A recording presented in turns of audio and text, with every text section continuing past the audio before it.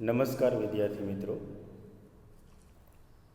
હું doctor Nilesh R Patel, રાજકોટની Shri એસ.જે. Thakkar college of એજ્યુકેશનમાં પ્રાધ્યાપક તરીકે સેવા બજાવું છું. મિત્રો, આ કોરોનાની મહામારીમાં આપ સૌ ઘરે સ્વસ્થ હશો એવી આશા રાખું છું. મિત્રો, આપણે બીએડ સેમિસ્ટર 3માં CC7 જે કમ્પલસરી પેપર છે, જેનું નામ છે શૈક્ષણિક પ્રત્યાયન કૌશલ્ય, જેને એજ્યુકેશનલ કોમ્યુનિકેશન સ્કિલ પણ કહેવામાં આવે છે. તો આ જે કમ્પલસરી પેપર છે એ પેપરની આજે આપણે આ પેપરની અંદર કયા કયા એકમો છે, કેટલા એકમો છે, એ એકમોમાં કયા કયા પેટા મુદ્દાઓ છે અને એ પેટા મુદ્દાઓ કયા કયા છે એ દરેક બાબતો ટૂંકમાં આપણે પરિચય મેળવશું. ત્યારબાદ આ એકમને વિસ્તૃત આપણે વિગતવાર અભ્યાસ કરવાનો છે. તો આપ સૌ તૈયાર થઈ જાઓ. સરસ એવો આ કોમ્યુનિકેશન સ્કિલ ઉપરનો જે પેપર છે એનો આપણે સરસ અભ્યાસ કરીશું. આપની સાથે નોટબુક અને પેન સાથે રાખજો, જેથી કરીને અગત્યના મુદ્દાઓની નોંધ આપ કરી શકો, જેથી પરીક્ષા સમયે એ મુદ્દાઓ આપના માટે ખૂબ જ ઉપયોગી નીવડશે. ચાલો, CC7 કમ્પલસરી પેપરના વિવિધ એકમોની ટૂંકમાં સમજૂતી મેળવીએ. મિત્રો, અહીં એકમ 1 પ્રત્યાયન અને શાળાકીય પ્રત્યાયનમાં સ્તરો, જેની અંદર 1.1માં પ્રત્યાયનની સંકલ્પના, ઘટકો અને જરૂરિયાત છે. ત્યારબાદ 1.2માં પ્રત્યાયનના વિવિધ સ્તરો છે.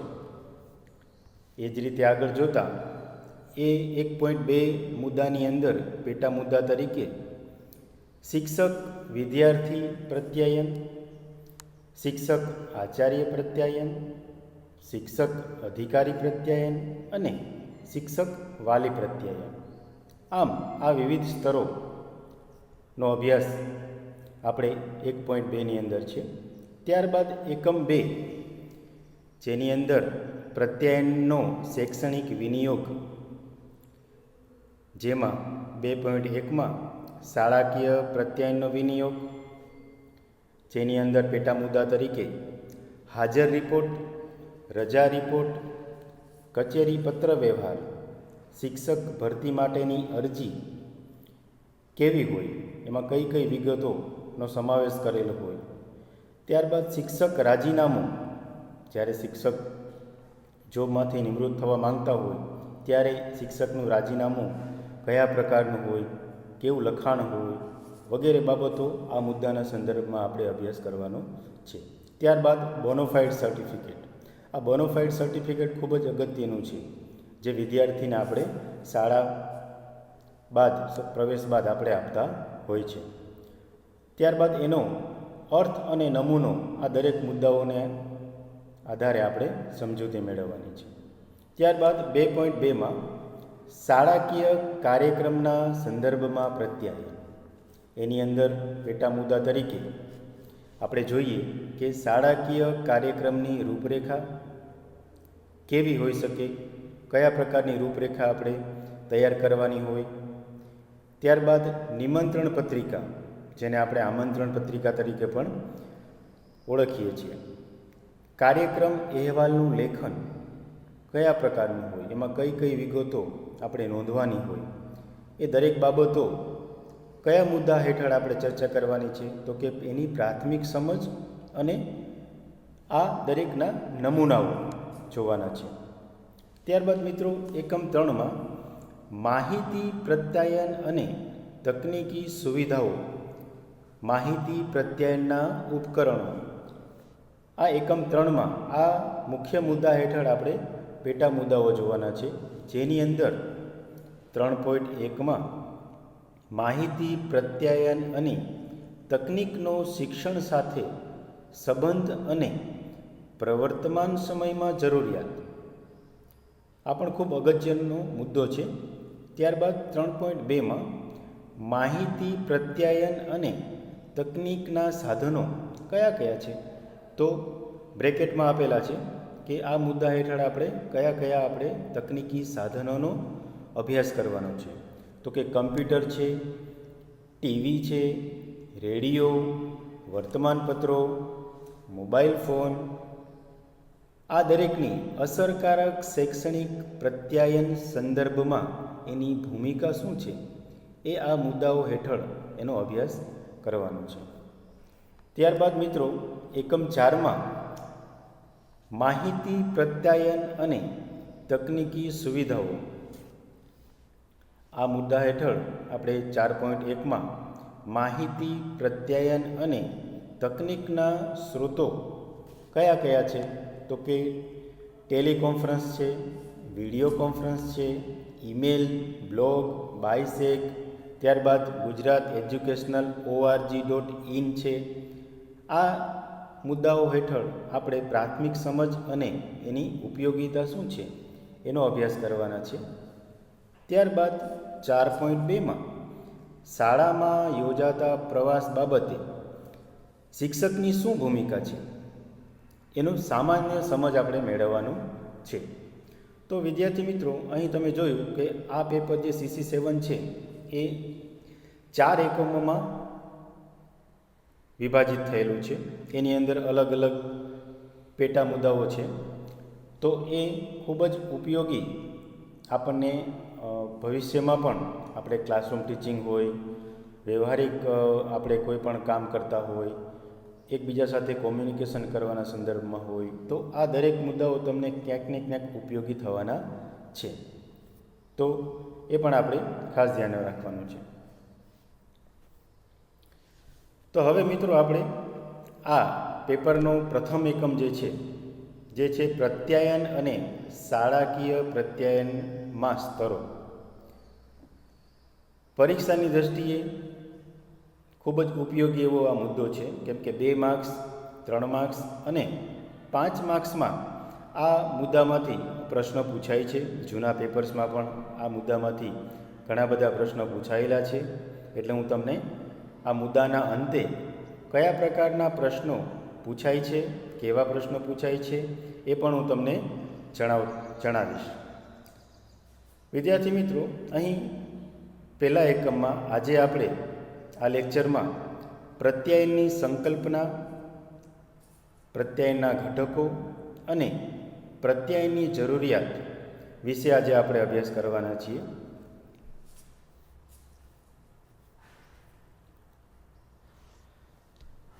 સૌપ્રથમ આપણે પ્રત્યાયનની સંકલ્પના, ઘટકો અને જરૂરિયાતનો અભ્યાસ કરીએ એ પહેલાં પ્રત્યાયન શું છે એની પૂર્વ ભૂમિકા સ્વરૂપે આપણે થોડુંક અભ્યાસ કરી લઈએ. પ્રત્યાયન એ 2 વ્યક્તિના વિચારોનું પ્રતિબિંબ છે. આપણે બધા જાણીએ છીએ કે પ્રત્યાયન છે એ વ્યક્તિગત રીતે ન થાય, વ્યક્તિગત રીતે એકથી વધારે વ્યક્તિઓ સાથે જ્યારે આપણે કોમ્યુનિકેશન કરવાનું થાય ત્યારે એક વ્યક્તિથી વધારે વ્યક્તિઓની જરૂર પડતી હોય છે. ત્યારબાદ પ્રત્યાયન એ આદાન પ્રદાનની પ્રક્રિયા છે. પ્રત્યાયન શું છે? તો કે આદાન પ્રદાનની પ્રક્રિયા છે. અહીં તમે ઉદાહરણ તરીકે જો તો કે આદાન પ્રદાન કઈ બાબતનું? તો કે મનના વિચારો. જે વ્યક્તિ હોય એના મનમાં જે વિચારો ચાલતા હોય એનું આદાન પ્રદાન કરે, એ કહે અને સામે એ પોતે પ્રત્યુત્તર તરીકે એ સામે જવાબ મેળવે. ત્યારબાદ પોતાના જ્યારે મંતવ્ય રજૂ કરવા હોય ત્યારે પણ આપણે પ્રત્યાયન કરવું પડે. પોતાની સંવેદનાઓ વ્યક્ત કરવી હોય ત્યારે પણ પ્રત્યાયન કરવું પડે. લાગણીઓ આપણે જણાવવી હોય, વ્યક્ત કરવી હોય તો આ પ્રકારનો જે મનના વિચારો, મંતવ્યો, સંવેદનાઓ, લાગણીઓ દ્વારા જે સમજનો સેતુ બંધાય છે એ શું છે? તો કે એક પ્રકારનું પ્રત્યાયન કરો છો તમે. અહીંયા પ્રથમ ચિત્રમાં જોઈ શકો છો કે બે વ્યક્તિના મનના વિચારો એકબીજાને એ પોતે શેર કરે છે. એ જ રીતે બીજા ચિત્રમાં પણ તમે જોઈ શકો છો તો કે બે ગર્લ્સ છે એ ટેલિફોનના માધ્યમથી પોતે વાતચીત કરે છે. વાતચીતમાં શું? તો કે પોતાના મંતવ્યો રજૂ કરતા હોઈ શકે છે, પોતાની લાગણીઓ વ્યક્ત કરતા હોઈ શકે છે, પોતે કાંઈક સમજનો સેતુ બાંધતા હોય છે. એ જ રીતે ત્રીજા ચિત્રમાં પણ તમે જોઈ શકો છો તો કે બે મિત્રો છે એ પોતે સાહજિકતાથી પોતાની વાત રજૂ કરે છે. તો આ પ્રકારની જે ક્રિયા છે એ શેના આધારે તમે કરી શકો છો? તો કે એ પ્રત્યાયનને આધારે તમે કરી શકો છો. ત્યારબાદ આગળ જોઈએ આપણે તો કે શિક્ષણ છે અસરકારક બનાવવા પ્રત્યાયનને ખૂબ આવશ્યકતા છે. મિત્રો, શિક્ષણને જો અસરકારક બનાવવું હોય તો પ્રત્યાયન અસરકારક બનાવવું આવશ્યક છે. તો અહીં ઉદાહરણ તરીકે આપણે જોઈએ પ્રથમ ચિત્રમાં તો કે આપણે ક્લાસરૂમ ટીચિંગનું ઉદાહરણ લઈએ. જ્યારે શિક્ષક ક્લાસરૂમમાં ટીચિંગ કરાવતો હોય, અધ્યાપન કરાવતો હોય ત્યારે વિદ્યાર્થી અધ્યયન કરતો હોય છે. શિક્ષક કોઈ ટૉપિક ભણાવે તો એ ટૉપિકના અંતે એક પ્રશ્ન કે બે પ્રશ્ન પૂછે તો વિદ્યાર્થી એનો જવાબ આપે છે. શિક્ષક પૂછે અને વિદ્યાર્થી શું કરે? જવાબ આપે છે. તો આ પ્રોસેસ શું છે? તો કે એ કોમ્યુનિકેશન થાય છે વિદ્યાર્થી અને શિક્ષક વચ્ચે, શિક્ષક અને વિદ્યાર્થી વચ્ચે કોમ્યુનિકેશન થતું હોય છે. તો આ સારું કોમ્યુનિકેશન થાય તો વિદ્યાર્થી અને શિક્ષક વચ્ચે એક સેતુ બંધાય, હકારાત્મક સેતુ. બરાબર? તો આ પ્રકારના અસરકારક શિક્ષણ બનાવવા પ્રત્યાયનની ખૂબ જ આવશ્યકતા છે. એ જ રીતે વિદ્યાર્થી અને શાળા જે છે તો વિદ્યાર્થી શાળામાં જ્યારે અભ્યાસ કરવા આવે છે ત્યારે જો એને શાળામાં સારું વાતાવરણ મળે એટલે કે સારું કોમ્યુનિકેશન થાય તો એ શાળામાં સ્વસ્થ રીતે અભ્યાસ કરી શકે, સારું જ્ઞાન પ્રાપ્ત કરી શકે.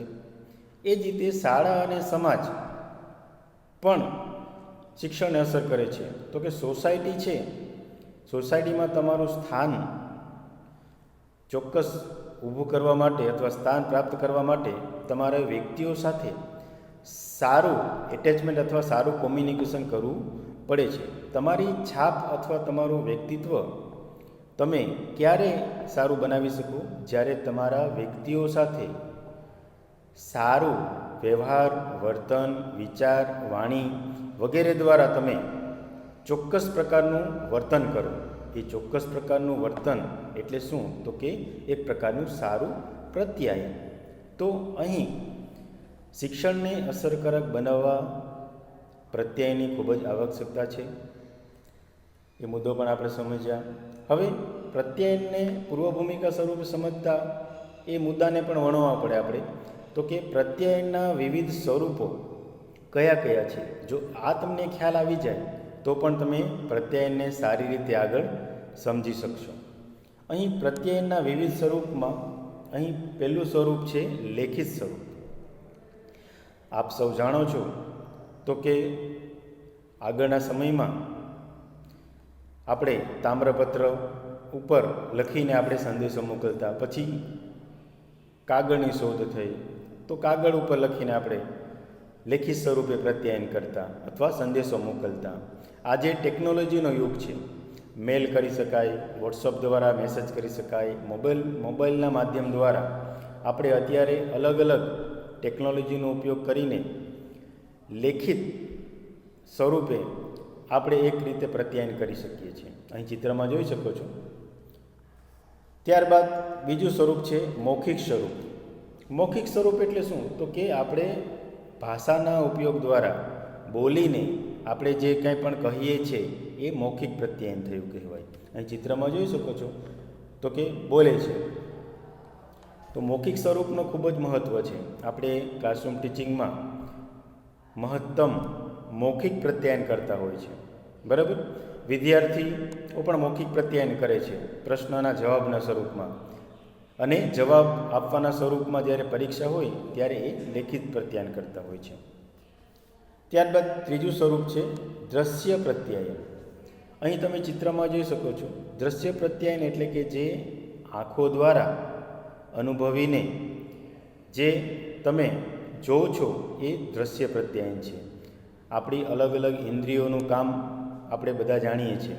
કાનનું કામ છે સાંભળવું, નાકનું કામ છે સૂંઘવું, જીભનું કામ છે સ્વાદ પારખવો, બરાબર, અને આંખનું કામ છે જોવું. તો અહીંયા જોઈને જે આપણે અનુભવીએ છીએ એ શું છે તો કે દ્રશ્ય પ્રત્યાયન. આપણે ચાર્ટ, ચિત્ર, નમૂના, પિક્ચર, બરાબર, જે ક્યાંય પણ જોઈએ છીએ એ શું છે? દ્રશ્ય છે. જે દ્રશ્યમાન છે એ શું છે? દ્રશ્ય પ્રત્યાયન છે. તો એ દ્રશ્ય પ્રત્યાયન પણ આપણા માટે ખૂબ જ અગત્યનું છે પ્રત્યાયન તરીકે. ત્યારબાદ ચોથું છે સ્વરૂપ દ્રશ્ય શ્રાવ્ય સ્વરૂપ. સૌથી સારું સ્વરૂપ ગણવામાં આવે દ્રશ્ય શ્રાવ્ય સ્વરૂપ. શું કામ? તો કે વિદ્યાર્થીને આમાં મહત્તમ ઇન્દ્રિયોનો ઉપયોગ થાય છે, જેમ કે સાંભળવું, જોવું વગેરે, જેમાં જોઈ પણ શકાય અને સાંભળી પણ શકાય, જેમાં દ્રશ્ય છે અને શ્રાવ્ય એટલે કે અવાજ પણ છે. એ પ્રકારનું જે સ્વરૂપ છે એને દ્રશ્ય શ્રાવ્ય સ્વરૂપ કહેવામાં આવે છે.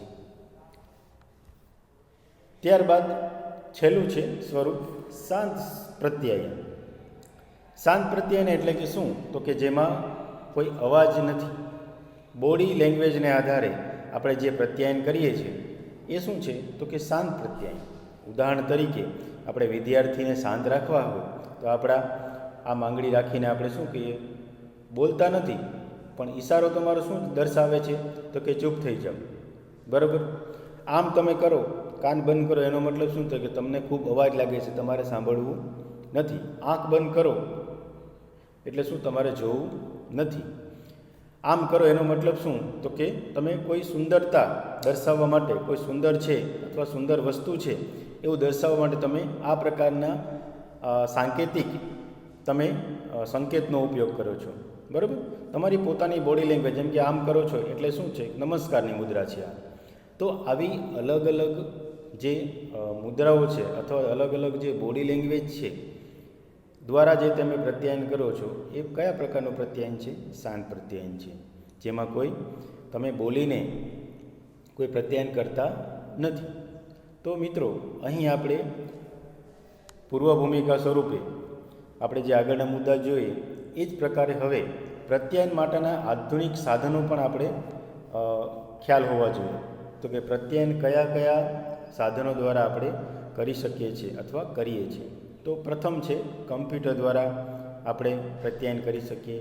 ટેલિવિઝન છે, મોબાઈલ છે, આ આધુનિક સાધનો છે જે અત્યારે મહત્તમ આપણે ઉપયોગ કરીએ છીએ. મોબાઈલ દરેક પાસે અવેલેબલ છે હાલ, જેમાં ઈમેલ, વોટ્સઅપ, ટ્વિટર, ફેસબુક બરાબર વગેરે માધ્યમો દ્વારા તમે પ્રત્યાયન કરી શકો છો. વિડીયો કોલ કરી શકો, વિડીયો ચેટ કરી શકો છો, બરાબર, ઓડિયો મોકલાવી શકો. પ્રત્યાયન એ બે સમૂહ કે વ્યક્તિઓ વચ્ચેની ઘટના છે જેમાં બંને સમૂહ કે વ્યક્તિ સમાન મહત્ત્વ ધરાવે છે. આ પણ તમે ખાસ સમજજો કે પ્રત્યાયન છે કોઈ પણ એક વ્યક્તિથી થતું નથી, એ તમને ખ્યાલ છે. એમાં બે વ્યક્તિ જોઈએ અથવા બેથી વધારે વ્યક્તિઓની જરૂર પડે. અને બે વ્યક્તિઓ કેવા? સમાન છે, સરખા છે. કોઈ વધારે મહત્ત્વ ધરાવે, કોઈ ઓછું મહત્ત્વ ધરાવે એવું પણ નથી, બરાબર. એ પણ બાબત તમારે ખાસ ધ્યાનમાં રાખવી. ત્યારબાદ વર્ગખંડમાં અધ્યાપન પ્રક્રિયા કર્યા બાદ આપણે મૂલ્યાંકન કરીએ છીએ, જે થયેલ પ્રત્યાયનનું માપન છે. આપણે બધા તમે માઇક્રોપાર્ટથી લઈ છૂટા પાઠ, એકમ પાઠ પણ આપેલા છે, તો તમને બધાને ખબર છે. તો કે અલગ અલગ પાઠમાં, જેમ કે આપણે છૂટા પાઠનું એક્ઝામ્પલ લઈએ, પાઠ પૂરો થાય પછી આપણે મૂલ્યાંકન કરીએ છીએ. એ જ રીતે પાઠ ચાલતો હોય એ દરમિયાન પાઠ વિકાસના પ્રશ્ન પૂછતા હોય, બરાબર. એ શું છે પાઠ વિકાસના પ્રશ્નો? તો કે તમે જે અભ્યાસ કરાવેલ મુદ્દો છે એ વિદ્યાર્થીને કેટલો સમજાણો છે કે નથી સમજાણો, એનું મૂલ્યાંકન કરવા માટે આપણે પાઠ વિકાસના પ્રશ્નો મૂક્યા છે. તો આ પ્રકારે પણ અગત્યનું છે. સાંપ્રત યુગ પ્રત્યાયન યુગ તરીકે પણ ઓળખવામાં આવે છે. તો આ પૂર્વ ભૂમિકામાં તમે અલગ અલગ મુદ્દાઓ જોયા, જેમ કે આપણે પ્રત્યાયનમાં કોનું મહત્ત્વ છે, પ્રત્યાયનમાં એકથી વધારે જરૂર પડે વ્યક્તિઓની, પ્રત્યાયનમાં એક જ વ્યક્તિનું મહત્ત્વ નથી, બે સરખું મહત્ત્વ ધરાવે છે. પ્રત્યાયન એ શાળા, વિદ્યાર્થી, શિક્ષક અને સમાજ દરેક માટે મહત્ત્વ ધરાવે છે. તો આ બાબતો આપણે જોઈ, જેથી કરીને તમને ખ્યાલ આવી ગયો હશે તો કે પ્રત્યાયન છે એ ખૂબ જ અગત્યનો મુદ્દો છે ક્લાસરૂમ ટીચિંગ માટે, પોતાના વ્યક્તિત્વનું ઘડતર માટે, વિદ્યાર્થીના વ્યક્તિત્વના ઘડતર માટે. બરાબર. હવે આપણે એકમ 1 જે છે પ્રત્યાયનનો અર્થ એમાં મુદ્દો છે કે જેનો આજે આપણે અભ્યાસ કરવાનો છે. ચાલો, તો અહીં આપણે જોઈએ પ્રત્યાયનનો સૌપ્રથમ આપણે શાબ્દિક અર્થ જોઈએ.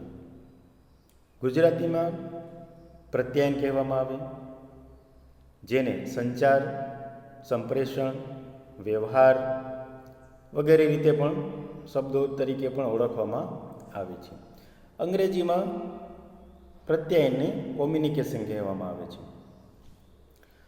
કોમ્યુનિકેશન શબ્દનું મૂળ લેટિન ભાષાના શબ્દ કોમ્યુનિસમાં રહેલો છે, જેનો અર્થ થાય છે સમાન, સમરૂપતા અને સમાનતા. આ પણ તમારી પરીક્ષાની દ્રષ્ટિએ પ્રશ્ન પૂછાય કે પ્રત્યાયનનો શાબ્દિક અર્થ જણાવો, તો તમે આ શાબ્દિક અર્થમાં આ બધું લખી શકો છો. ત્યારબાદ કોમ્યુનિકેશન શબ્દ લેટિન ભાષાના શબ્દ કોમ્યુનિસ પરથી ઉતરી આવ્યો છે, જેનો અર્થ એવો થાય છે એકબીજા વચ્ચે સહિયારી ભાગીદારી. બરાબર. તો અહીંયા પ્રત્યાયનના અર્થના સંદર્ભમાં તમને પ્રશ્ન પૂછાય તો આ શાબ્દિક અર્થ તમે જણાવી શકો છો. ત્યારબાદ પ્રત્યાયનની આપણે સંકલ્પના જોઈએ. આ પણ તમારા માટે ખૂબ જ અગત્યની બાબત છે. અહીંયા સંકલ્પના આપણે જોઈએ. પ્રત્યેક વ્યક્તિ પોતાના વિચારો, લાગણીઓ, ભાવનાઓ, પોતાની જરૂરિયાતો અને ઈચ્છાઓ અને વ્યક્તિ સમક્ષ રજૂ કરે છે. તે જ પ્રમાણે અન્ય વ્યક્તિ પણ આ પ્રકારનો વ્યવહાર કરે છે.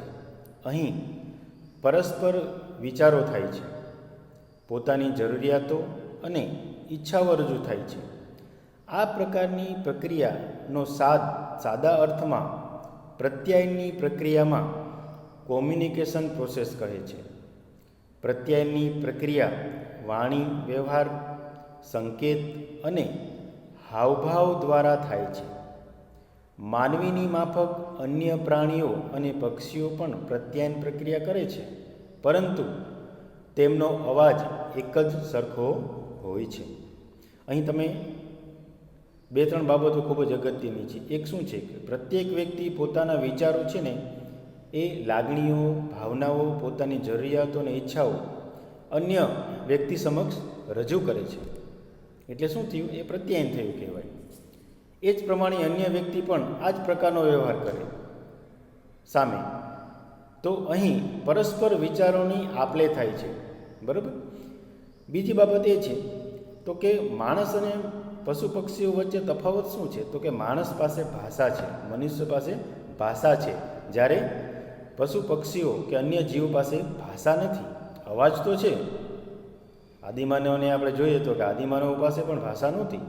એ પહેલાં અવાજો અને ઇશારો દ્વારા જ પોતાની વાત રજૂ કરવાનો પ્રયત્ન કરતા હતા અને સમજી પણ જતા હતા. સમયાંતરે ભાષાનો ઉદ્ભવ થયો, ભાષાનો ઉપયોગ થયો. એટલે આજે પણ મનુષ્ય અને પ્રાણી વચ્ચે આ એક ભેદ છે. હવે આપણે પ્રત્યાયનને વધુ વિસ્તૃત અને ઊંડાણપૂર્વક સમજવા માટે એની થોડીક વ્યાખ્યાઓ આપણે સમજી લઈએ. પ્રથમ વ્યાખ્યા છે નિલ્સનની. આ મુજબ છે: સમાન પ્રતીકોના માધ્યમથી માહિતી કે વિષયવસ્તુનું આદાન પ્રદાન એટલે પ્રત્યાયન. જો સમાન પ્રતીકોના માધ્યમથી એટલે કોઈ પણ માધ્યમ છે આપણું, એ માધ્યમ દ્વારા પોતે કોઈ વિષય વસ્તુ એટલે કે કોઈ બાબત, કોઈ મુદ્દો, કોઈ વિચાર, કોઈ સંવેદના અથવા તમારા પોતાનો કોઈ આવેગ વ્યક્ત કરવા માટે અથવા આદાન પ્રદાન કરવા માટે જે તમે પ્રોસેસ કરો છો એ શું છે? તો કે એક પ્રકારનું પ્રત્યાયન છે. ત્યારબાદ બીજી વ્યાખ્યા જોઈએ, મેકફાર્લેનની છે. પ્રત્યાયન એ વ્યક્તિઓ વચ્ચે અતિ પૂર્ણ આંતરવ્યવહારની પ્રક્રિયા છે. જો અહીંયા એક શબ્દ છે અતિપૂર્ણ, બરાબર, એટલે કે પૂરેપૂરું, એમાં કંઈ અધૂરપ નથી.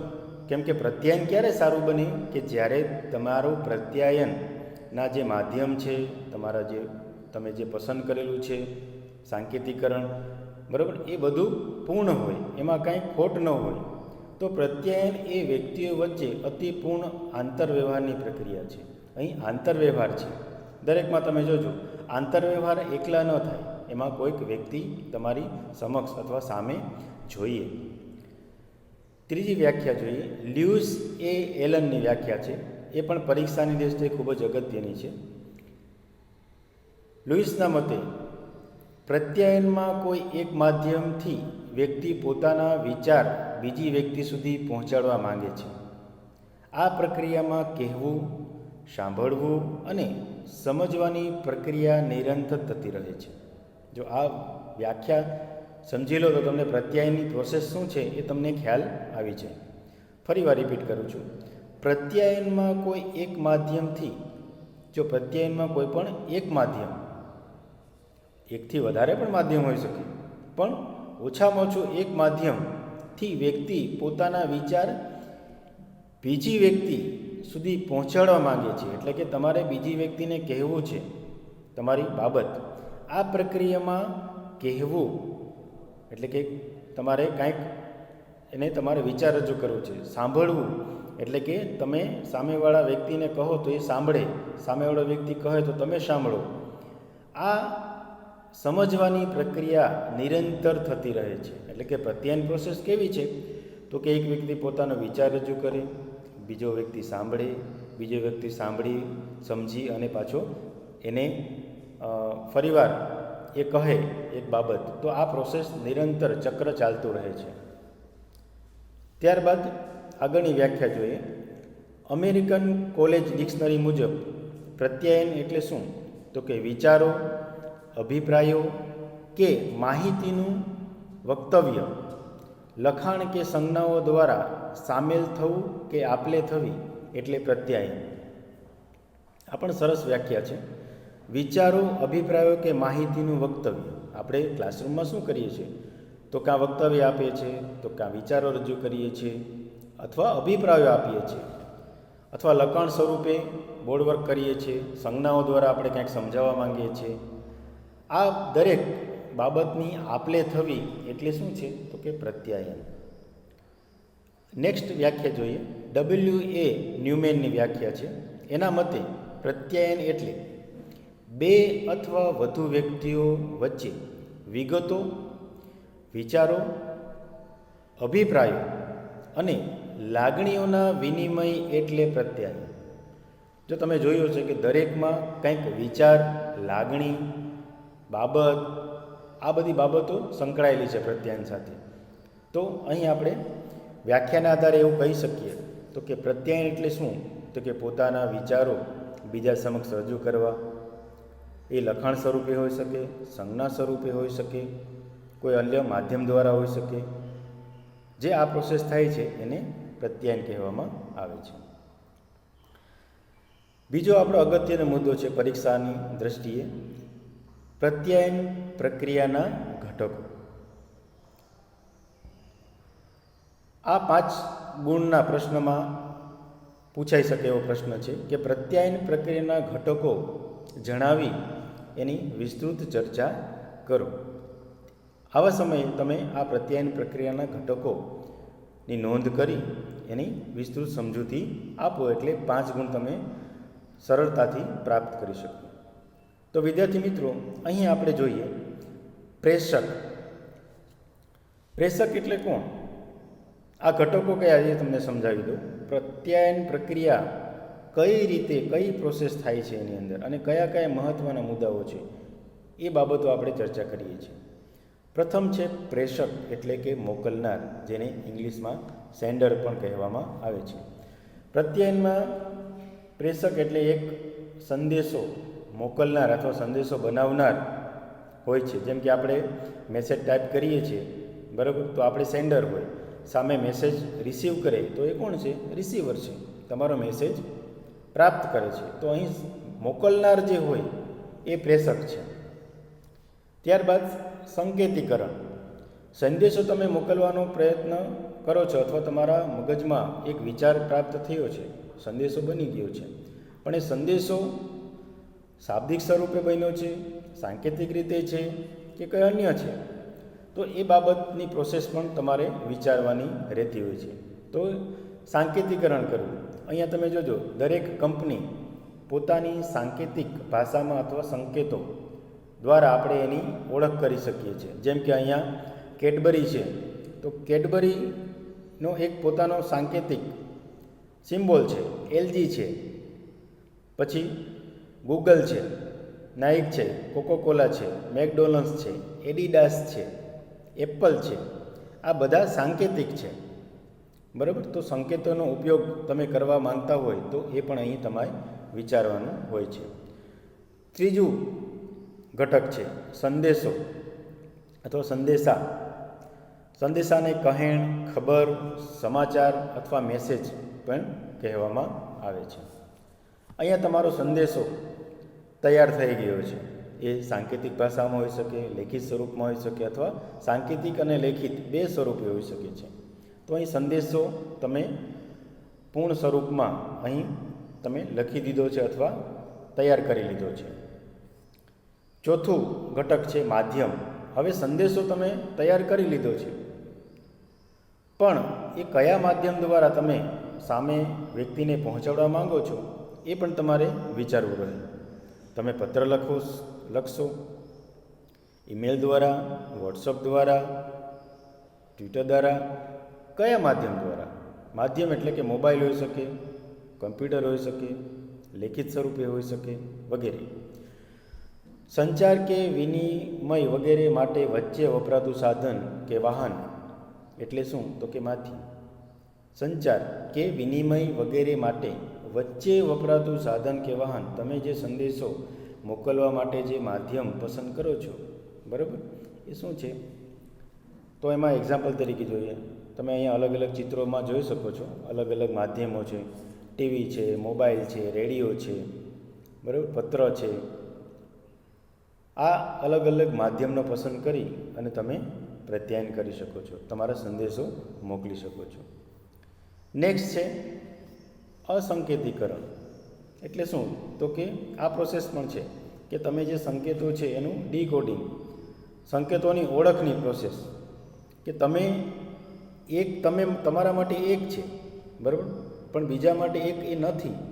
તો એ પ્રકારનું જે સમજ છે કે સામે પક્ષે તમે જે સંકેતો દર્શાવ્યા છે એનું અસંકેતીકરણ કરવાની જે પ્રોસેસ છે, જેને આપણે અર્થઘટન પણ કહીએ છીએ અથવા સમજ પણ કહી શકીએ છીએ. તો આ બાબત પણ તમારે ધ્યાનમાં રાખવાના છે. ત્યારબાદ છઠ્ઠું છે સંદેશો પ્રાપ્ત કરનાર એટલે કે રિસીવર. રિસીવ કરનાર એટલે કે તમારો સંદેશો જે પ્રાપ્ત કરે છે એ વ્યક્તિ. જેમ કે તમે અત્યારે મોબાઈલમાં ટેક્સ્ટ મેસેજ હોય કે વોટ્સઅપ મેસેજ હોય કે અન્ય ઈમેલ હોય, તમે મોકલી દીધું છે, પછી એ રિસીવ કરે. અત્યારે વોટ્સઅપમાં તમને ખ્યાલ હશે કે 2 ટિક માર્ક આવે છે, બરાબર, બ્લુ કલરના. એટલે તમે સામે જોઈ શકો છો કે સામે વ્યક્તિએ પોતે સંદેશો વાંચી લીધો છે, તો એને પ્રાપ્ત કરી લીધો છે એવું તમે સમજી શકો છો. તો આ પ્રોસેસ પણ ઘટકના સંદર્ભમાં તમારે યાદ રાખવાની છે.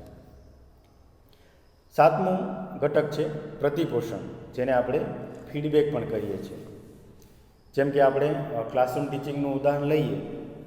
ક્લાસરૂમ ટીચિંગમાં શિક્ષક પ્રશ્ન પૂછે, બરાબર, એટલે વિદ્યાર્થી જવાબ આપે, અને વિદ્યાર્થી જવાબ આપે એ એક પ્રકારનું પ્રતિપોષણ ત્યારબાદ તમે આપો છો. તો વેરી ગુડ, સરસ, સાચો ઉત્તર છે, વેલ ડન વગેરે આપણે પ્રતિપોષણ આપીએ છીએ, ફીડબેક આપીએ છીએ, એટલે કે જવાબ સ્વરૂપે હોઈ શકે. અહીંયા સંદેશા જે છે સંદેશો, એ સંદેશાના પ્રત્યુત્તર તરીકે જે ક્યાંય પણ તમે ફરીવાર જણાવો છો એ શું છે? ફીડબેક છે. તમે ફીડબેક આપો છો. તો આ ઘટક પણ અગત્યનું છે.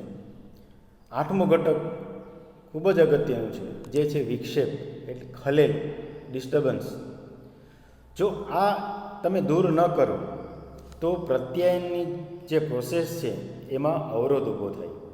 જેમ કે અત્યારે આપણું લેક્ચર ચાલુ છે અને ફેન ચાલતો હોય, એનો અવાજ ઘર આવતો હોય, બાજુમાં વાહન ચાલતું હોય અને હોર્નનો અવાજ આવતો હોય, તો એ તમારા પ્રત્યાયનમાં એક પ્રકારનો ખલેલ અથવા ડિસ્ટર્બન્સ ઊભું કરે છે. જેથી કરીને એકસાથે અલગ અલગ બાબતો તમે સાંભળો છો, તમે કોન્સન્ટ્રેશન રાખી શકતા નથી કોઈ પણ એક ચોક્કસ બાબત માટે. તો આ પણ એક ઘટક છે. તો કે પ્રત્યાયન ચક્રમાં પણ જોશું આપણે. જેમ કે ચિત્રમાં જોઈ શકો છો કે તમે કોઈ જગ્યાએ ઊભા છો અને અલગ અલગ અવાજ આવતા હોય. જેમ કે ક્લાસરૂમમાં ભણતા હોય અને અલગ અલગ અવાજ આવે તો તમે કારના હોર્નનો અવાજ છે, ઉપરથી પ્લેન હેલિકોપ્ટર જતો હોય, ક્રેન હોય, એમ્બ્યુલન્સ હોય, બરાબર. તો કોઈ મ્યુઝિક ચાલતું હોય, લગ્ન પ્રસંગમાં જોજો અલગ અલગ વાજિંત્રો વાગતા હોય, ત્યારે વિદ્યાર્થી ક્લાસરૂમમાં પૂરતું ધ્યાન આપી શકતો નથી. તો આવું પણ બનતું હોય છે. તો આ વિક્ષેપને પણ તમારા ઘટક તરીકે ખૂબ જ અગત્યનો એક મુદ્દો છે, જે તમારે ખાસ યાદ રાખવો.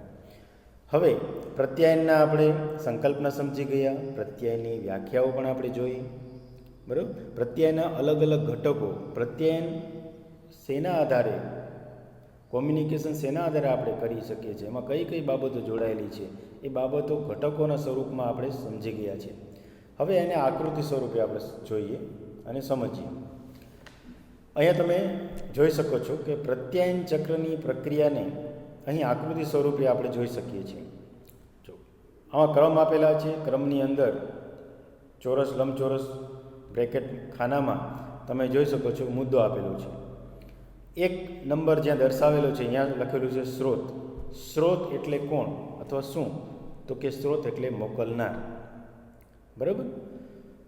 મોકલનાર પ્રોસેસ છે અહીંયા પ્રત્યાયનની. આ પ્રત્યાયન ચક્ર છે. પ્રત્યાયન આ રીતે પ્રોસેસ પ્રત્યાયનની થાય છે એ આપણે સમજવાનું છે. મોકલનાર, ત્યારબાદ બીજું સ્ટેપ છે સંકેત નિર્માણ, જે આપણે આગળ ઘટકમાં અભ્યાસ કરી ગયા છે. સંકેતનું નિર્માણ એટલે કે ભાષા હોઈ શકે, કોઈ આકૃતિ હોઈ શકે, કોઈ ચિહ્ન હોઈ શકે, કોઈ સંકેત હોઈ શકે વગેરે. ત્રીજું સ્ટેપ છે રવાનગી એટલે કે મોકલવું. રવાનગી એટલે શું? તો કે તમે સેન્ડ કરો છો, મેસેજ મોકલાવો છો. ચોથું સ્ટેપ છે સંકેત પ્રાપ્તિ. તમે જે મેસેજ મોકલાવ્યો છે એ સામે રિસીવ કરવાની પ્રોસેસ થાય છે, એટલે કે સંકેત પ્રાપ્તિ. પાંચમું સ્ટેપ છે સંકેત ઉકેલ પ્રક્રિયા. તમે જે મેસેજ શાબ્દિક, અશાબ્દિક, સાંકેતિક ભાષામાં જે રીતે દર્શાવ્યો છે એની ઉકેલ એટલે કે અર્થઘટન કરવાની પ્રોસેસ અહીં થાય છે. અને છઠ્ઠો સ્ટેપ છે પ્રતિભાવ. પ્રાપ્ત કરનાર એટલે કે એ સંદેશો અર્થઘટન કરીને, એ સમજીને એ પ્રાપ્ત કરી લે છે. પ્રાપ્ત કર્યા બાદ સાતમું સ્ટેપ છે સંકેત નિર્માણ પ્રક્રિયા, એટલે કે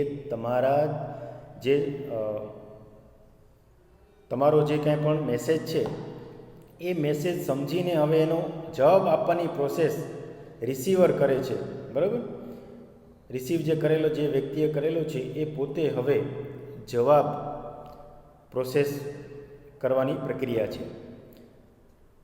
સંકેત નિર્માણ પ્રક્રિયા પછી રવાનગી, સંકેત પ્રાપ્તિ એટલે કે હવે જે મોકલેલ છે જેણે એ જવાબ સ્વરૂપે સંકેત પ્રાપ્ત કરે છે, સંકેત ઉકેલ પ્રક્રિયા કરે છે અને ફરીવાર એનો પ્રતિભાવ આપે, ફરીવાર સંકેત નિર્માણ થાય, રવાનગી થાય, સંકેત પ્રાપ્તિ, સંકેત ઉકેલ પ્રક્રિયા, પ્રતિભાવ. આમ જ્યાં સુધી તમારી પોતાની વૈચારિક પ્રક્રિયા ચાલતી રહે બે વ્યક્તિઓની, ત્યાં સુધી આ પ્રત્યાયન, આ પ્રોસેસ આ રીતે થતી હોય છે, બરાબર.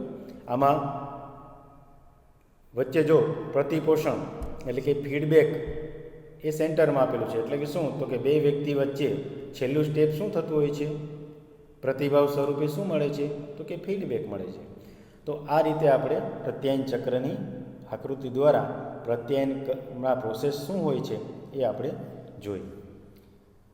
એ રીતે અલગ અલગ આકૃતિ છે, પણ જે આકૃતિ આપણે આગળ જોઈ છે એ આકૃતિ પૂરતી છે અને દરેક મુદ્દાઓ એમાં વણી લીધા છે.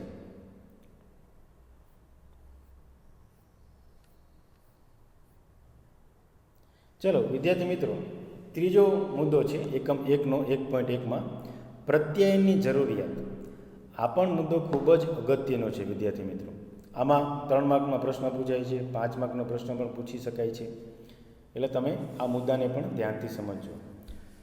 પ્રત્યાયનની શું જરૂરિયાત છે? તો કે માહિતીને આપલે કરવા માટે પ્રત્યાયનની ખૂબ જરૂરિયાત છે. જ્યારે કોઈ પણ માહિતી હોય, એ માહિતી કોઈ પણ પ્રકારની હોઈ શકે, એ માહિતીને તમારે બીજા સુધી પહોંચાડવી હોય તો પ્રત્યાયન તમારે કરવું પડે છે. એટલા માટે પ્રત્યાયનની જરૂરિયાત છે. જેમ કે અહીંયા એક આકૃતિ જો, તો કે તમારે એકબીજાને કાંઈ પણ કહેવું હોય, વસ્તુની આપલે કરવી હોય, કોઈ બાબતનો કોઈ સંદેશો મોકલવો હોય, તો એમાં પ્રત્યાયન કરવું જરૂરી છે. મૂંગા બેસી રહો સામસામે તો પ્રત્યાયન થતું નથી. એક્ઝામ્પલ તરીકે તમે ફોન લગાડો, બરાબર, સામે ફોન રિસીવ પણ થઈ જાય, પણ તમે કોઈ બોલો નહીં, કંઈ પણ બોલો નહીં, તો પ્રત્યાયન થતું નથી. બરાબર? કેમ કે ખાલી અવાજને આધારે તમે શું કહેવા માંગો છો એ ખ્યાલ આવતો નથી. પણ એની સામે તમે વિડીયો કોલ કરો અને તમે કાંઈ ન બોલો અને ચૂપચાપ બેઠા હોય મોઢું આમ લટકાવીને, તો સામેવાળા વ્યક્તિ સમજી જાય કે આ ઉદાસ છે, એને કંઈક તકલીફ છે. તો આ રીતે કાંઈ પણ પ્રકારનું પ્રત્યાયન જ્યારે કરવું હોય ત્યારે માહિતીને આપલે માટે પ્રત્યાયન જરૂરી છે. બીજી જરૂરિયાત શું છે? તો કે પરસ્પર સુમેળભર્યા સંબંધો બાંધવા માટે, તમારા વ્યક્તિગત વિદ્યાર્થી સાથેના સંબંધો, બરાબર, તો એવા સમયે તમારે પ્રત્યાયન કરવું પડે છે. સંબંધો ક્યારે વિકસે? જ્યારે તમે કોમ્યુનિકેશન સારું રાખો. વિદ્યાર્થી તમને ક્યારે પ્રોત્સાહન આપે, ક્યારે તમને આવકારે, ક્યારે તમે માન આપે? જ્યારે તમે એમની સાથે સારો વ્યવહાર કરો, સારું કોમ્યુનિકેશન કરો, લાગણીપૂર્ણ વ્યવહાર કરો, ત્યારે તમે સારા સંબંધો વિકસાવી શકો. એ જ રીતે કૌટુંબિક સંબંધો હોઈ શકે, તમારા જ્યાં વર્ક કરો છો તમે, ઓફિસ હોઈ શકે, કોલેજ હોઈ શકે, સ્કૂલ હોઈ શકે, ત્યાં પણ તમારા સંબંધો સારા ક્યારે બને? જ્યારે તમારું કોમ્યુનિકેશન સારું હોય ત્યારે. તો આ પણ એક સમજવા જેવી બાબત છે. ત્યારબાદ ત્રીજું છે પરસ્પર આંતર સંબંધ મજબૂત બનાવવા. ફક્ત સંબંધો બાંધી લેવાથી પૂરતું નથી. સંબંધો મજબૂત ક્યારે બને? જ્યારે તમે કોમ્યુનિકેશન સારું બને, તમે વિશ્વાસપાત્ર, તમે તમારું ઇમેજ ઊભી કરો. અને વિશ્વાસપાત્ર ઇમેજ ક્યારે ઊભી કરી શકાય? જ્યારે તમે વ્યક્તિના તમારા વિચારો, તમારા આવેગ, તમારા લાગણી વગેરે દ્વારા તમારું વ્યક્તિત્વનું ઘડતર થાય. તો એ વ્યક્તિત્વનું ઘડતર પાછળ પણ પ્રત્યાયન ખૂબ મહત્ત્વનું છે. તો અહીંયા તમે જો બીજું ચિત્રમાં, તો કે બે દેશ વચ્ચે મિત્રતાપૂર્ણ સંબંધો તો છે, પણ મજબૂત બનાવવા માટે પણ સતત આપણા વડાપ્રધાન નરેન્દ્ર મોદીએ સતત પ્રયત્ન કર્યા છે અને સંબંધો મજબૂત બનાવ્યા છે. તો અહીં અલગ અલગ ચિત્રમાં અલગ અલગ તમે એક્ઝામ્પલ દ્વારા સમજી શકો છો. ત્યારબાદ ચોથી જરૂરિયાત છે પોતાના મત અને અભિપ્રાય આપવા. તમારે પોતાના વિચારો રજૂ કરવા હોય, તમારા પોતાના મત રજૂ કરવું હોય, ઓપિનિયન આપવો હોય, તો પણ તમારે પ્રત્યાયન કરવું પડે છે. એટલે પ્રત્યાયન ત્યાં પણ જરૂર પડે છે. અહીંયા એક બીજું ચિત્ર જો, શું લાગે નરેન્દ્ર મોદીને ભારત રત્ન મળવો જોઈએ, હા અથવા ના? તો અહીંયા ઓપિનિયન છે. તો ત્યારે તમારે હા અથવા નામાં જે જવાબ તો આપવો પડે. એમને એમ તમે જવાબ ન આપો તો ચાલે નહીં. 5મી જરૂરિયાત છે વિવાદાસ્પદ પરિસ્થિતિ દૂર કરવા. આપણે સતત ભારત અને ચીન વચ્ચે સતત આપણે વિવાદ, ભૂમિના સંદર્ભમાં, અલગ અલગ બાબતના સંદર્ભમાં થતો રહે છે. તો આવી પરિસ્થિતિને દૂર કરવી હોય તો પણ આપણે પ્રત્યાયનની ખૂબ જરૂર પડે છે. જેમ કે બે વ્યક્તિ ઝઘડતા હોય તો એની વચ્ચે વાતચીતના આધારે, પ્રત્યાયનના આધારે એ ઝઘડો દૂર કરી શકાય છે.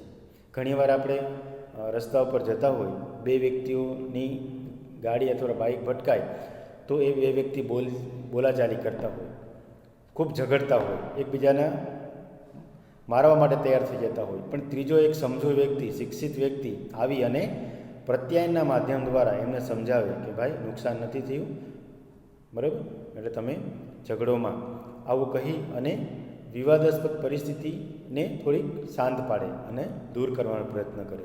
જો એ વ્યક્તિ વચ્ચે આવ્યો જ ન હોત, એને પ્રત્યાયન કોમ્યુનિકેશન કર્યું જ ન હોત તો એ ઝઘડો ખૂબ વધી જાત અને એકબીજાને જાનહાનિ પણ થઈ શકે છે.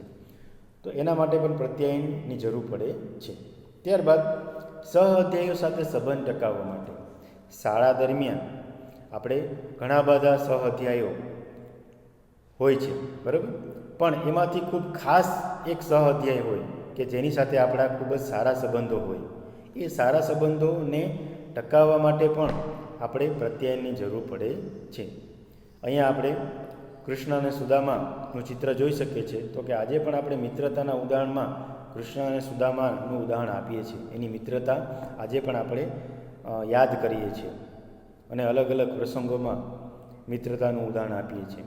તો આવી મિત્રતા, ગાઢ મિત્રતા ક્યારે બને અથવા ક્યારે ટકે કે જ્યારે સારું પ્રત્યાયન અથવા પ્રત્યાયન કરતા હોય ત્યારે. સાતમી જરૂરિયાત છે વિચારો, ખ્યાલો, માહિતી, સૂચના, માન્યતા, કલ્પના, ક્ષમતા અભિવ્યક્ત કરવા પ્રત્યાયનની જરૂર છે. અહીંયા દરેક મુદ્દાઓ વણી લીધા છે. તો કે કોઈ પણ વિચાર તમારે રજૂ કરવો હોય, કહેવો હોય, ખ્યાલ તમારો વ્યક્ત કરવો હોય, માહિતી આપવી હોય, કોઈને સૂચના આપવી હોય, તમારી માન્યતા, બરાબર, કલ્પના, ક્ષમતા અભિવ્યક્ત કરવા પ્રત્યાયનની જરૂર છે. આગળ જરૂરિયાત છે પ્રત્યાયનની અન્ય પ્રત્યે લાગણીઓ, સંવેદનાઓ દર્શાવવા. તમારી જે ફિલિંગ છે, તમારા જે ઇમોશન્સ છે, એ ઇમોશન્સને તમારે બીજાને જણાવવા છે, દર્શાવવા છે, તો પણ પ્રત્યાયનની ખૂબ જરૂર પડે છે. દરેક વ્યક્તિ, જો નાનું બાળક હોય તો એ રડીને એ પોતાના ઇમોશન્સ, ફિલિંગ રજૂ કરે. તો કે એને કાંઈક જોઈએ છે અથવા કાંઈક તકલીફ હોય શારીરિક, તો પણ એ રડીને દર્શાવે. જ્યારે એની પાસે ભાષા નથી ત્યારે બાળક શું કરે તો કે પોતે રડી અને પોતે પોતાની ઇમોશન્સ અને ફિલિંગ વ્યક્ત કરે છે. જ્યારે એ ભાષા શીખી લે છે, તોતડી ભાષામાં પણ, બરાબર, એ પોતે બોલીને પોતાની વાત રજૂ કરતો હોય છે. તો અહીં એ વાત રજૂ કરવી રડીને અથવા ભાષાના માધ્યમ દ્વારા, તો એ પ્રત્યાયન કર્યું કહેવાય. તો આ પ્રકારની બાબતોને વ્યક્ત કરવા માટે પણ પ્રત્યાયનની જરૂરિયાત ખૂબ છે. ત્યારબાદ ગમા, અણગમા અને વલણો જાણવા. તમારા વલણો કહેવા અને બીજાના વલણો જાણવા માટે પણ તમારે પ્રત્યાયનની જરૂર પડે છે. તમારે કોઈને કહેવું હોય કે લાઇક, ડિસલાઇક, એટલે કે તમે સારું માનો છો અથવા સારું નથી લાગતું, સારું લાગે છે અથવા નથી લાગતું, વગેરે. I like, I don't like, બરાબર, વગેરે. જેમ કે ઉદાહરણ તરીકે કોઈ વ્યક્તિને એક વિષય ગમે છે અને બીજો વિષય નથી ગમતો, તો એ કહેવા માટે અથવા એ જણાવવા માટે પણ તમારે પ્રત્યાયનની જરૂર પડે. તમારે ક્રિકેટ રમવું ગમે છે પણ વોલીબોલ રમવું નથી ગમતું. તમને પીઝા ખાવા ગમે છે, રોટલી શાક ખાવું નથી ગમતું, બરાબર. તમને અમુક એનિમલ ગમે છે, અમુક પ્રાણી નથી ગમતા, અમુક ફ્રૂટ ગમે છે, અમુક નથી ગમતા. તો આ શું બાબત છે? તો કે ગમા, અણગમા અને તમારા જે વલણો છે, એ વલણો તમારે બીજા સમક્ષ જણાવવા અથવા જાણવા માટે પણ પ્રત્યાયન તમને મદદરૂપ થાય છે. ત્યારબાદ પ્રેરણા અને માર્ગદર્શન આપવા માટે પણ પ્રત્યાયન તમને હેલ્પફુલ થાય છે અથવા પ્રત્યાયનનું માધ્યમ જે છે એ. જેમ કે તમે ક્લાસરૂમમાં ભણાવતા હોય ત્યારે તમે અલગ અલગ પ્રેરણા અથવા મોટિવેશન તમે વિદ્યાર્થીને કરતા હોય છે. એ હોય છે education, vision, skill, interest, value, goal. બરાબર, આ અલગ અલગ સંદર્ભમાં તમે એને પ્રેરણા અને માર્ગદર્શન આપી શકો છો. તો આ દરેક બાબત માટે તમે માર્ગદર્શન માટે પણ શું કરવું પડે છે? તો કે પ્રત્યાયન કરવું પડે છે. કોઈનો પ્રશ્ન હોય એનો જવાબ સ્વરૂપે તમારે જે સોલ્યુશન આપો છો ત્યાં પણ પ્રત્યાયન તમને મદદરૂપ થાય છે. ત્યારબાદ 11મી જરૂરિયાત છે હાવભાવ, સંકેતો, સંજ્ઞાઓ કે ગ્રાફિક્સનો અર્થ સમજવા. તો અહીંયા તમારે અત્યારે વોટ્સઅપમાં આ પ્રકારના નાના નાના સિમ્બોલિક સાંકેતિક સંજ્ઞાઓ દ્વારા તમે જાણી શકો છો કે સ્માઇલ કરે છે, ઉદાસ છે, ચિંતાના ભાવમાં છે, હાસ્ય કરે છે, બરાબર, રડે છે. આ હાવભાવ અને સંકેતો, સંજ્ઞાઓ કે ગ્રાફિક્સનો અર્થ સમજવા માટે પણ તમે પ્રત્યાયન તમને મદદરૂપ થાય છે.